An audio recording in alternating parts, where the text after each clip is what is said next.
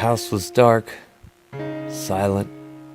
I don't know how long I'd been sitting in that bed, doing nothing but just sitting there, staring at the wall. I hadn't moved in so long I wasn't even sure I still could anymore. But in the utter loss of my mobility, I found something else. The world around me seemed as though it had been put on high, and if I listened real close, I could still remember the pitter-patter of the mice in the walls and the floor below me. I remember the soft breeze from outside, the gentle rustle of the leaves which sounded like it rattled off in my brain. It was all so clear I could have sworn I'd been standing in that tree. My mind flooded with a million thoughts, all struggling to push themselves to the forefront of my consciousness. These I took and organized into little bundles, tucking them away in the rotted crevices of my mind. At that point, they all seemed useless. Through the utter darkness, I could hear a small, feeble voice calling out. They weren't calling my name, however, not that I could remember it anymore. That I'd tossed away long ago. It was so pointless I couldn't even remember why I kept it. At the time, it just made me slower, made it harder for me to keep my pace and fluid motions. But those two had left, this time not of my own free will. I could hear the soft trickle of liquid dripping onto the hardwood floor in the other room. By now it had to have formed a nice-sized puddle. I counted slowly along with the clock downstairs, in my head of course. My tongue had frozen along with the rest of my decrepit body. 4 hours had passed since I had begun counting. Again she cried out, breaking my ability to hear the soft clicking of the downstairs clock. My brow furrowed and I felt a certain sudden urge to stand up again, to go and silence her once and for all. But the sudden touch of a hand on my shoulder stopped me before I had a chance to move. I could feel cold breath beside my head as the hand tightened on my shoulder. I didn't look back, though. I'd seen its face so many times it felt like it had been burned into my eyes. A pale, pasty-skinned man with sunken eye sockets which held a pair of milky white pearls for eyes. His entire face seemed like the skin had been stretched across his skull, so much so that the slightest cut would cause the bone to jut out. His teeth were broken and rotted. His breath reeked of death. His tongue was riddled with rot, small pieces of it having been torn away, most likely by his own teeth. The man's hair, what little of it that still remained, was long and thin, seeming as though it'd fall away at the slightest tug.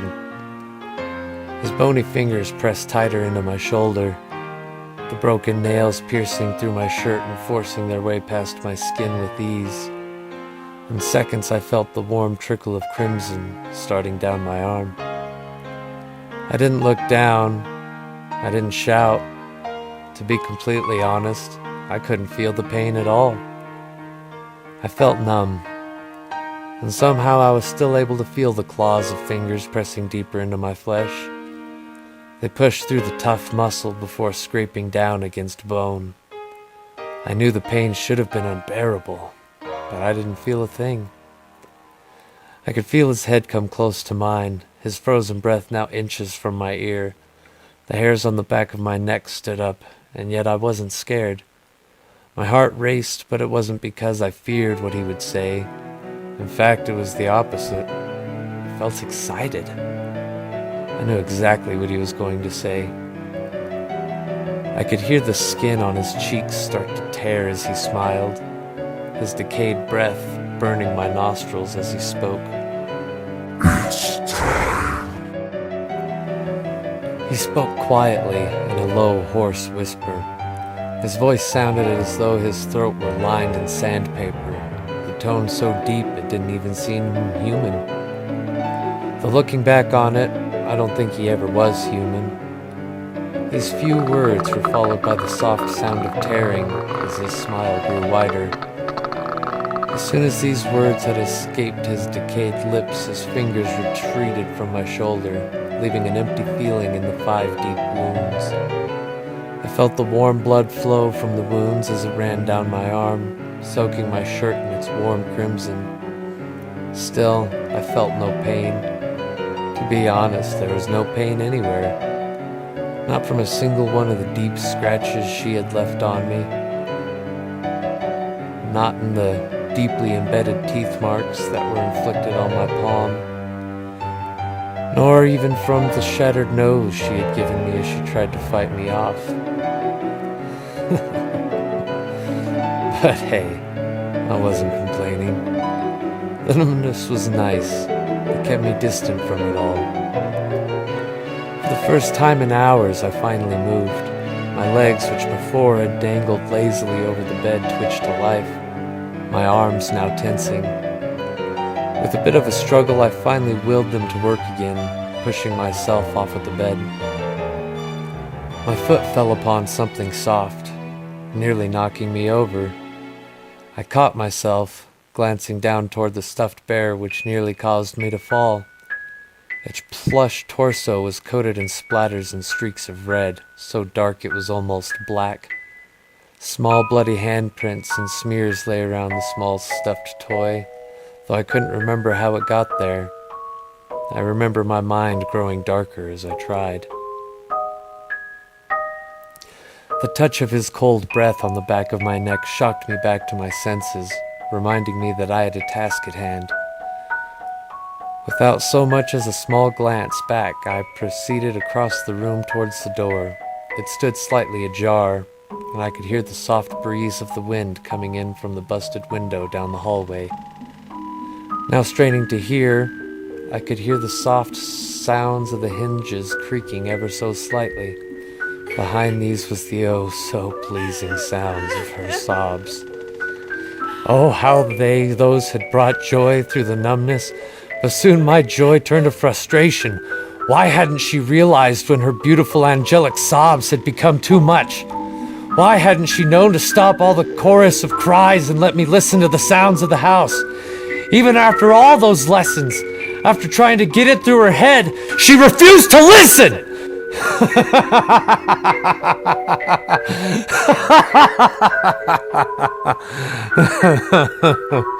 But it was gonna be okay soon. All would be quiet soon enough. Placing a palm on the door, I slowly pushed it open, letting the squeaks of the hinges fill my ears. For a second, that sound seemed to try and force a memory through the clouds. I saw a flash of something at the time that I didn't understand. A woman stood in the doorway. She was beautiful, with a delicate silken gown which hung on her dainty shoulders. She held a smile on her flawless lips, and her curled brown locks seemed to reflect the ray of the sun, making it seem like they were highlighted in gold. I tried digging deeper into the memory to find out who she was, where this was from, but the image was dashed away from me as I felt a hand on my back. His nails pressed into my shirt, and for a second I swore I felt a tinge of pain as they broke the skin. But as the clouds came back and the image faded, so too did the pain. Go on. The dark voice said quietly as the nails were forced further into my back. It must be done. I was tempted to push for an answer as to why, to ask who that woman was. These questions were dashed from my mind before my lips parted.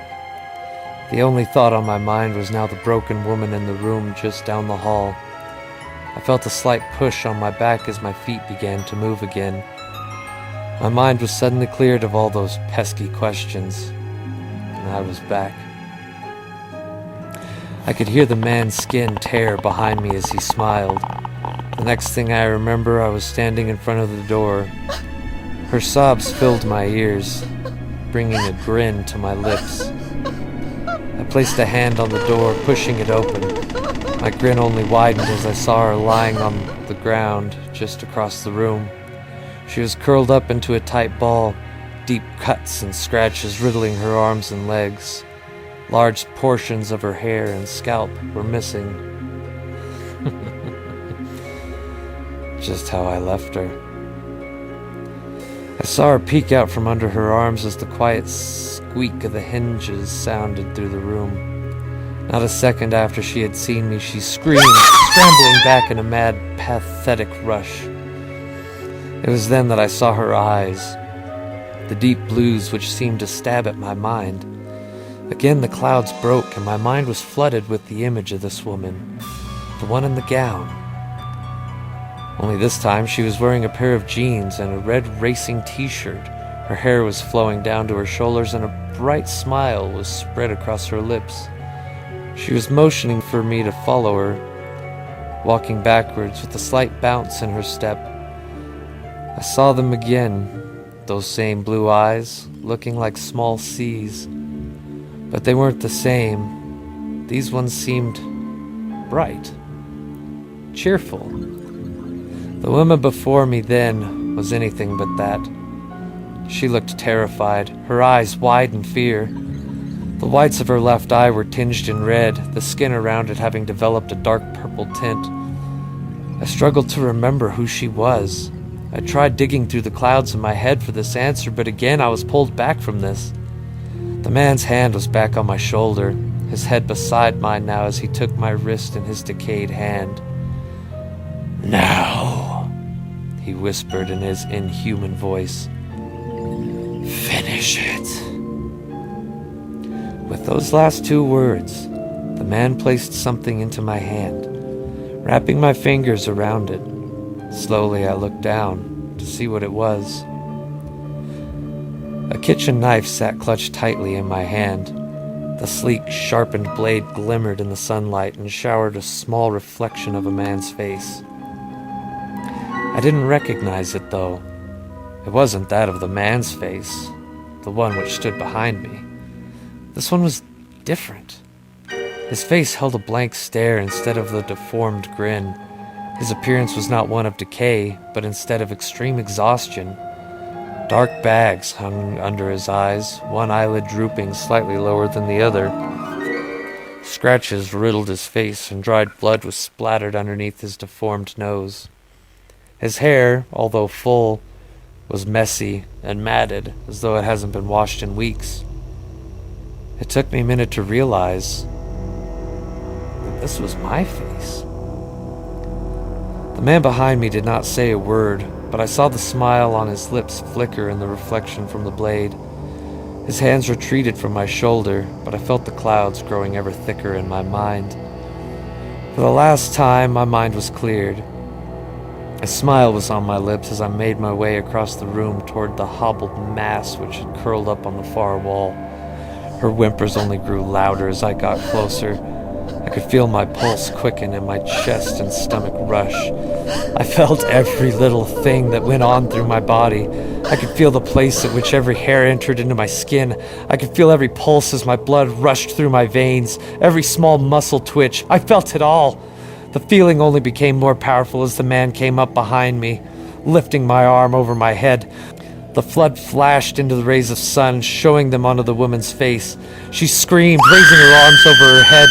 I heard her screaming in a frantically spoken language which I couldn't recognize. She stared up at me. Her eyes were wide. That woman was back again, staring up at me. It flashed before my eyes, the world seeming to spin around me. Fear, excitement, happiness, sorrow, beauty, pain. It all flashed before my eyes as the knife was raised higher. A name was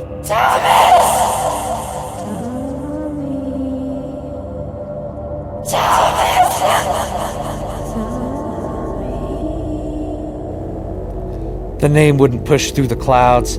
I couldn't figure out why she was screaming it. His nails were in my shoulder, forcing me to lift the blade higher. She screamed something, pleading in that alien language of hers as she stared at me with those damned eyes. His breath pushed against my skin, speaking words that still echo in my mind. Share my pain. The blade cut through the air. I felt it push past her ribs. Her gasp and the feel of her warm blood were the last things I could remember before my mind seemed to die. My brain seemed to shut down, leaving me just in blackness.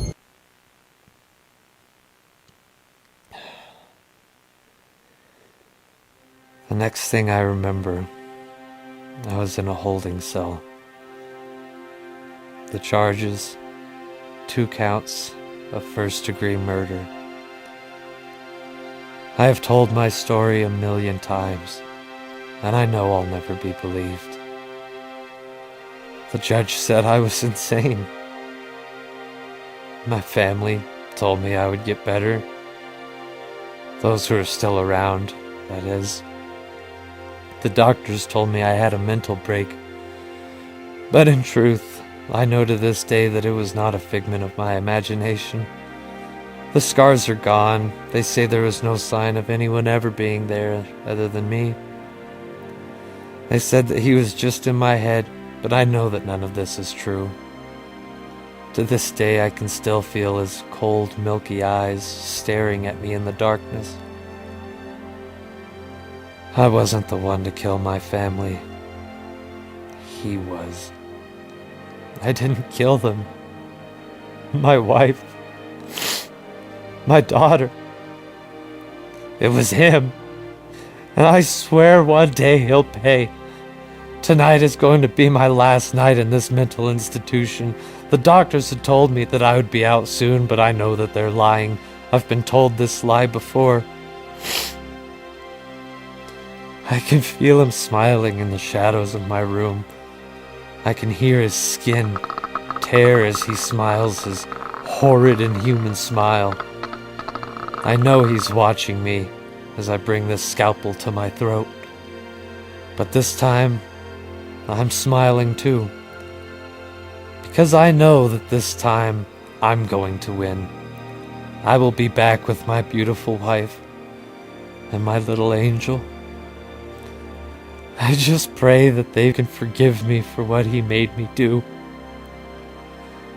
To the doctors at this hospital, you may really want to keep a better eye on your materials.